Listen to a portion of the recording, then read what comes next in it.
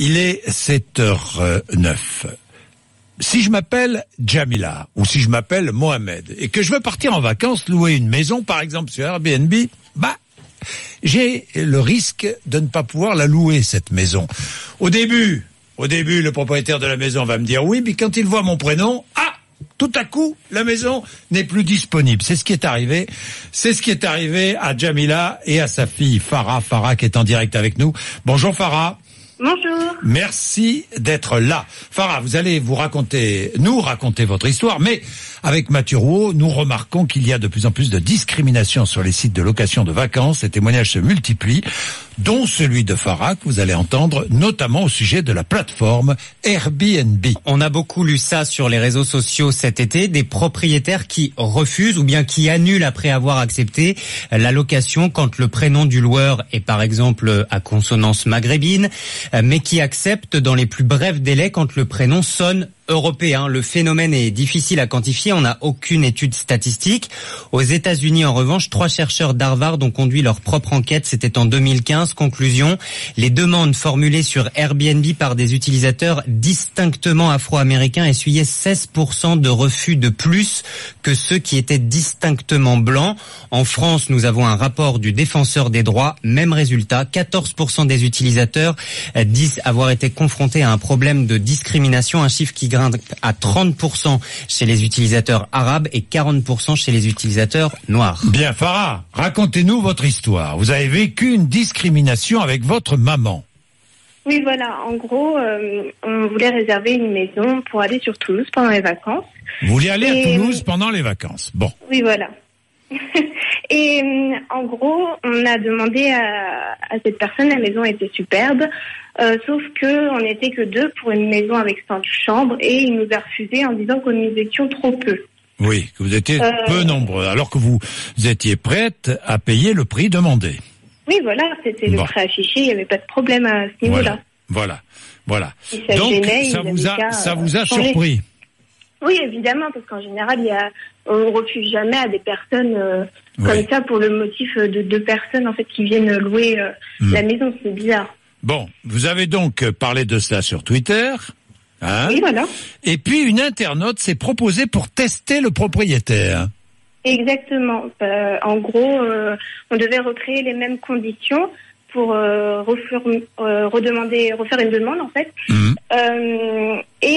Bizarrement, ça a été accepté sans problème. En gros, je raconte votre histoire, c'est très simple. La personne qui a réservé s'appelle Isabelle. Elle a fait exactement la même réservation que vous, sur exactement le même nombre de personnes et exactement la même période. Et là, le propriétaire vous a loué à Isabelle sa maison sans aucun souci.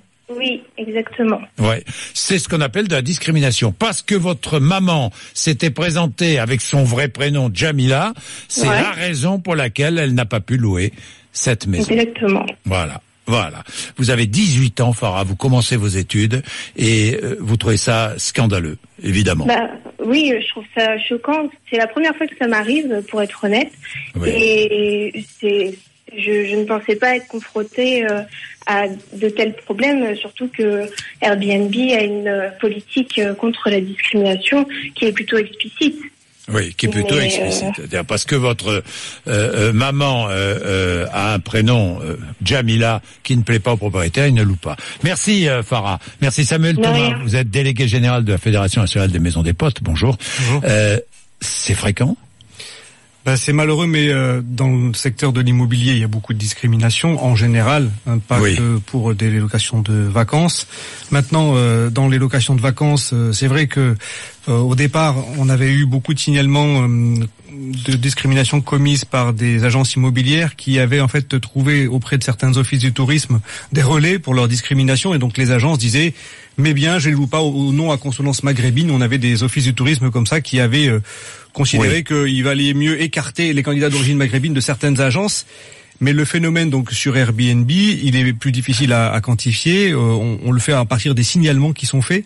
Et malheureusement, peu de gens sont comme Farah et Jamila et sont prêts à révéler qu'ils ont été victimes de discrimination. Les gens sont blessés, mais ils seraient encore plus blessés presque d'en parler. Ce qui fait qu'ils n'en parlent pas. Oui. Ouais. Est-ce que le propriétaire peut être poursuivi et condamné? Bien sûr, le propriétaire peut être poursuivi et condamné. Alors tout l'enjeu, c'est de réussir à obtenir donc de la justice qu'elle fasse une enquête et qu'elle obtienne des aveux de la part de ce propriétaire. Et ça serait l'idéal, c'est que une fois qu'il est entendu par la police, il dit bah oui, c'est vrai, j'ai discriminé. Bon, mais si il n'a pas avoué qu'il a discriminé, mais qu'on a simplement un testing comme celui qu'a fait Farah avec Isabelle, il faut tomber à ce moment-là sur des juges qui ont l'intime conviction qu'il n'y a pas d'autre raison que la consonance du nom pour avoir écarté l'un par rapport à l'autre, et qui disent moi j'ai l'intime conviction que vous avez commis une discrimination, donc je vais vous condamner.